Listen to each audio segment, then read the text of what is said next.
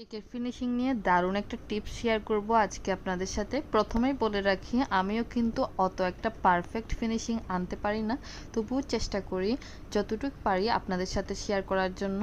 এই তো প্রথমেই আমি কেকটাকে ফুল ক্রাম কোট করে কিছুক্ষণ ফ্রিজিং করে নিয়েছি। এরপর এই কেকটাকে একটা পাইপিং ব্যাগের মধ্যে ক্রিম ভরে নিয়ে সব দিকে খুব সুন্দর করে কিন্তু ক্রিমটা লাগিয়ে নিচ্ছি।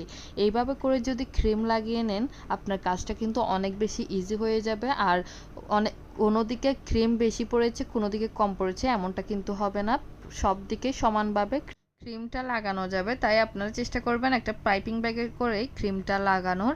আর ক্রিমটা কিন্তু একটু সফট করেই নিতে হবে, কারণ অতিরিক্ত হার্ড ক্রিম দিয়ে যদি আপনারা কেক ফিনিশিং করতে যান, এটা কিন্তু ফিনিশিং আনতে অনেক বেশি কষ্ট হয়ে যাবে আর খুব সুন্দর একটা ফিনিশিং আনতে পারবেন না। আর এই ফিনিশিংয়ের ব্যাপারটা হচ্ছে খুবই সময় নিয়ে করতে হবে।